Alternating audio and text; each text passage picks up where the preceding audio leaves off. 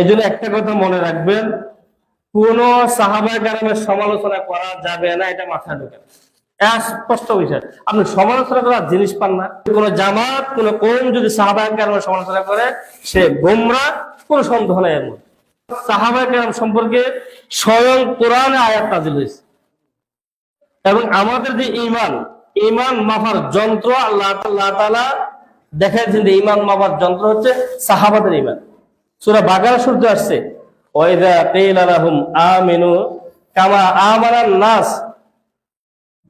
তোমরা ঈমান আনো। ওয়াইযা কিলা লাহুম আমিনু, যখন বেঈমানদেরকে বলা হয়, মুনাফিকদেরকে বলা হয় ঈমান আনার জন্য, কামা আমানান নাস, যেমনি ভাবে মানুষ সকল ঈমান আনছে, এখানে মানুষ বলতে উদ্দেশ্য সাহাবায়ে কেরাম উদ্দেশ্য।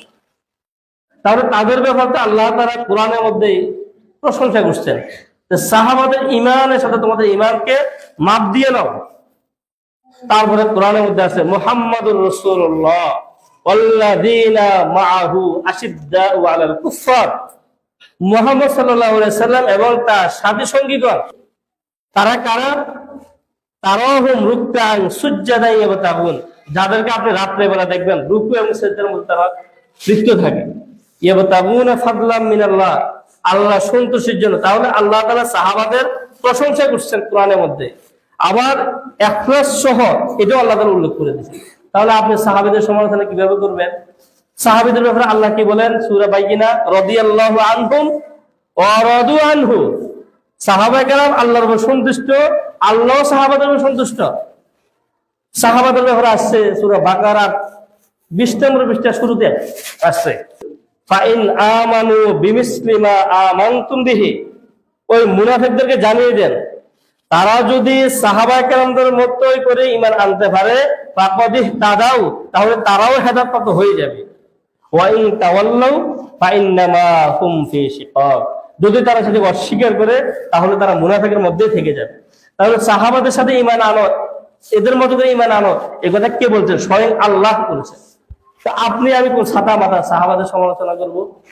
সুযোগের তো নাই। সাহাবাদের আরো প্রশংসা আছে কোরআনের মধ্যে, ওয়ায়ুসিরুনা আলা আনফুসিহিম ওয়ালাউ কানা বিহিম খাসাসা, তারা তো এমন ব্যক্তি ছিল, এমন জাতি ছিল, তারা নিজের তুলনায় তার অপর ভাইকে বেশি প্রাধান্য দিত। এই আয়াত আছে সাহাবায়ে কেরামদের ব্যাপারে। এই 5টা আয়াত এখানে দেখালাম, হাদিসে দেখেন না আল্লাহ রাসূল কি বলে। বদর যুদ্ধে সাহাবীদের সম্পর্কে আল্লাহ রাসূল বলেন যে ইয়ামালু মা শিতুম কদ গফারাল্লাহু লাকুম, তোমাদেরকে সকলকে আল্লাহ মাফ করে দিয়েছে, তোমরা যাই মন চায় তাই করো। বদর যুদ্ধে অংশগ্রহণ করার কারণে মর্যাদা এত বৃদ্ধি পাইছেন, আল্লাহ রাসূল বলেন যে ইয়ামালু মা শিতুম, আল্লাহ তোমাদেরকে মাফ করে দিলেন, যা ইচ্ছা তাই করো, কদ গফারাল্লাহু লাকুম। তাহলে আপনি সমালোচনা করা কি? আমি কি? এই জন্য কোন জামাত, কোন কওম যদি সাহাবায়ে কেরামের সমালোচনা করে, সে গোমরাহ, কোনো সন্দেহ নাই এর মধ্যে। এই যে আমরা দ্বিতীয় খুতবা বলি, জুমার খুতবা, খেয়াল রাখিয়েন, জুমার খুতবা আছে আল্লাহ ফি আসহাবি লা তাত্তাবিহুম গারদাম মিন বাদি, সাবধান সাবধান, আমার পরে তোমরা আমার সাহাবায়ে কেরামের সমালোচনা করিও না। আমার আহাব্বাহুম ফায়ুহিব্বি আহাব্বাহুম ওমান আবগাদাহুম ফায়ুবগদি আবগাদাহুম, অখয়রুল উম্মতি করনি, আমার যুগটা যে সোনালী যুগ ছিল, যারা আমার সাহাবাদের সাথে বিদ্বেষ রাখবা, আল্লাহ রাসূল বলেন তারা যেন আমার সাথেই বিদ্বেষ রাখলা, যারা আমার সাহাবাদের সাথে মহব্বত রাখলা, তারা যেন আমার সাথেই কি রাখলা? মহব্বত আছে। আরেক হাদিস আছে এই ব্যাপারে, আল্লাহ রাসূল বলেন যে আয়াতুল ঈমান হুব্বুল আনসার, আমার আনসার সাহাবাদের মহব্বত যার মধ্যে আছে, তার মধ্যে বুঝতে হবে ঈমান, ঈমানের আলামতে যায়। বুগজুল আনসার আয়াতুন নিফাক, আয়াতুন নিফাক বুগজুল আনসার, এবং আনসারদের প্রতি, সাহাবায়ে কেরামদের প্রতি বিদ্বেষ রাখা, এটা মুনাফিকের লক্ষণ। আল্লাহ নবী বলেন এই ব্যাপারে আরেক হাদিস, যে অন্য অন্য নবীর উম্মতরা 72 দলে বিভক্ত হয়েছে। কত দল? 72 দল। আর আমার উম্মত 73 দলে বিভক্ত হবে। কত দলে? 73 দলে। এবার আল্লাহ রাসূল বলে কুল্লুহুম ফিন্নার, সবাই জাহান্নামের মধ্যে যাবে, ইল্লা ওয়াহিদা, একমাত্র একটা দল জান্নাতের মধ্যে যাবে।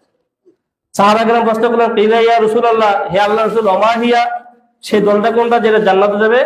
আল্লাহ নবী বলেন হিয়া আহলুস সুন্নাতু ওয়াল জামাত, সেই দলটা হলো আহলে সুন্নাত ওয়াল জামাত।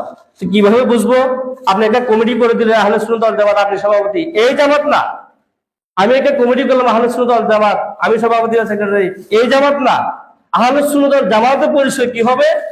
মা আনা আলাইহি ও আসহাবিহি, যারা আমার মতো জীবন যাপন করবে এবং আমার সাহাবাদের মতো করে চলবে, তারাই হলো আহলে সুন্নাত ওয়াল জামাত। আপনি আহলে সুন্নাত ওয়াল জামাতের সভাপতি হয়ে যাবেন, দাড়ি নাই, টুপি নাই, সুন্নতের সাথে দেখা নাই, নামাজ নাই, কালাম নাই, কোরআন নাই, কিতাব নাই, এটা না ভাই। এই জামাত বলতে উদ্দেশ্য যে জামাত সাহাবা কেরামের জামাতের সাথে আদর্শ মিলে দেবে, তারাই হলো আহলে সুন্নাত ওয়াল জামাত। সাহাবা কেরাম, সাহাবী কাকে বলা হয়? আর সঙ্গ হলো যারা ঈমান এবং আমল সহকারে আল্লাহ রসুলকে দেখছেন, আল্লাহ রসুলের সাহচর্য ছিলেন, তারাই হচ্ছে কি সাহাবী। আমাদের মধ্যে কিছু কিছু মানুষ যে কোনো বাবা যে কোনো করতে গিয়ে সাহাবা কেরামদের সমালোচনা আমরা করে ফেলি। আপনি সমালোচনা করার জিনিস পান না। আপনি সারাদিনে কয়টা ভালো কাজ করেন, কয়েকটা নামাজ পড়েন, আপনার ঘরের কি অবস্থা, পরিবারের কি অবস্থা, আপনি সাহাবাদের সমালোচনা করতেছেন, আপনার গোষ্ঠীর কি অবস্থা, সমাজের কি অবস্থা।